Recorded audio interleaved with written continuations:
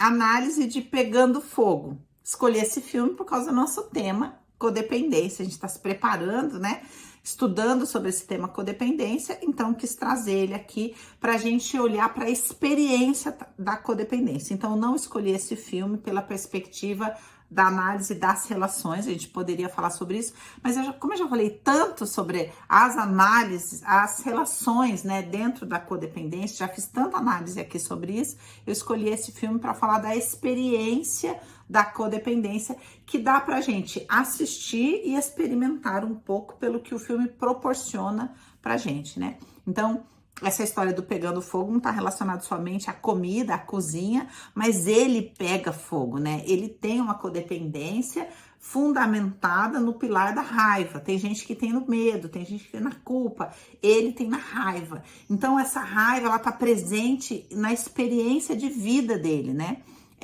Em todos os momentos, e a gente sente isso na agressividade dele. Ele interpretou muito bem, né? O ator interpretou muito bem o personagem ali, e a gente sente essa raiva, essa experiência da raiva, né? Quem convive com codependentes estruturados na raiva experimentam isso assim muito claramente. É bem difícil.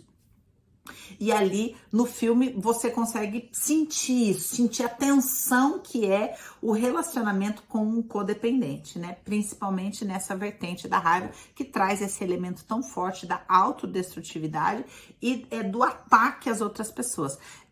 Ele traz isso de maneira muito física, ele arremessa os pratos na parede, mas tem uma porção da codependência relacionada à raiva que traz essa fala crítica, que quer destruir a outra pessoa. Ele grita na cara das pessoas, cospe na cara das pessoas, sai raiva de dentro dele, né? E quem convive com um codependente desse perfil, né? Existem outros perfis, mas desse perfil reconhece claramente, né, o que é a raiva queimando a alma de uma pessoa, né? Então ali tem alguns padrões. É importante a gente pensar que a experiência da codependência, tanto a experiência do indivíduo quanto no relacionamento, pode variar em graus de intensidade, né?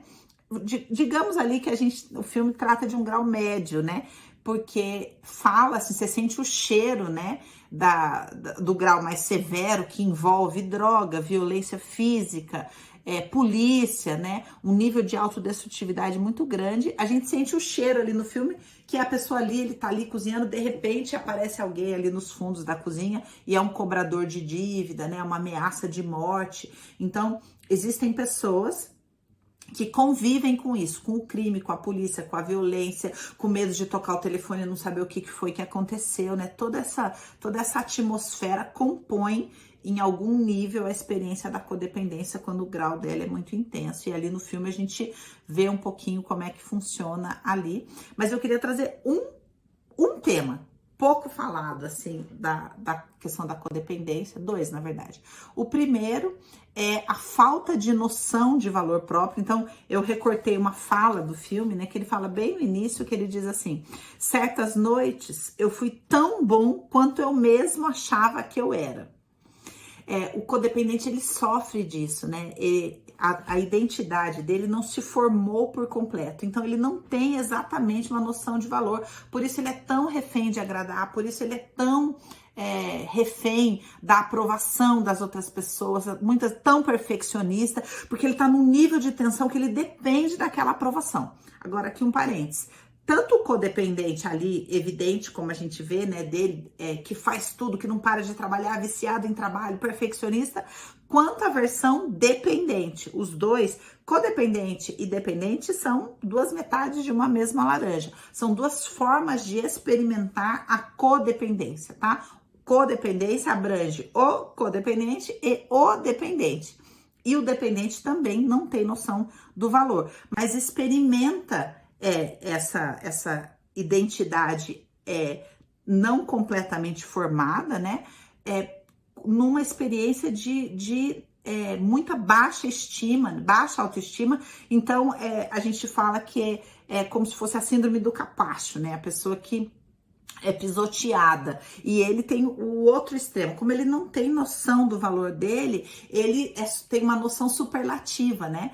Então ele acha que ele é muito bom. Chega uma hora, ele pergunta pro cara: quanto você pagaria para trabalhar comigo?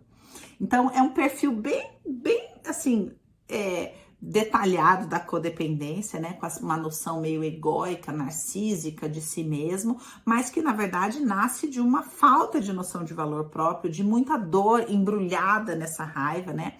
Mas aí o ponto X que eu quero falar. Por que eu escolhi esse filme? Para falar que na codependência existe um lugar muito difícil, que é a zona da intimidade. Então, muitas vezes o codependente é uma pessoa sensacional. Ali, né, no filme retrata esse estrelato, essa pessoa que as mulheres se apaixonam perdidamente por ele, né? Só que quando você chega na zona de intimidade, que é ali no filme representada na cozinha, você conhece o pior da pessoa.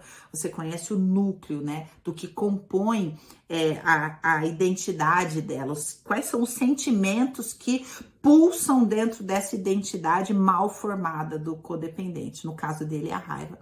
Então, as pessoas que se aproximam dele, se aproximam por fascínio, né? Mais padecem, né, daquilo que ele reverbera, né, daquilo que tem dentro dele e ele manifesta.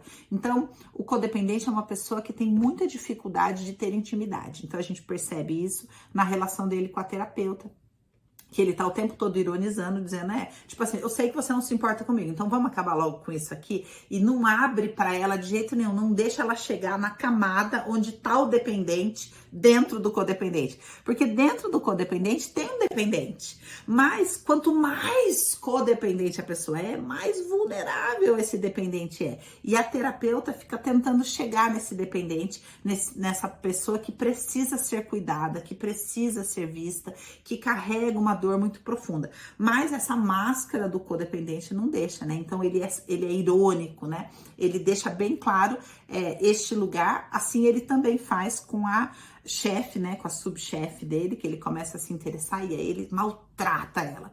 E uma coisa muito legal da gente ver também no filme é que a gente vê o relacionamento de dois codependentes, ou seja, ele e ela, né? Viciados em trabalho, com dificuldade de intimidade, e a gente vê no caso dela com a filha. Ela não consegue se conectar com a filha. A forma dela de se conectar com a filha é fazer comida para a filha, porque o codependente geralmente fica preso numa faceta, numa coisa que ele faz, e ele faz isso para todas as suas relações. E ela experimenta a codependência ali, né? Através da relação dela com a comida, tentando ser aprovada. Eu dou amor, a identidade feminina que fundamenta o seu valor no relacionamento, ela não consegue fundamentar ali, traz isso para a comida. Lógico que eu nutro emocionalmente via a comida. Então ela só faz comida para a filha, né?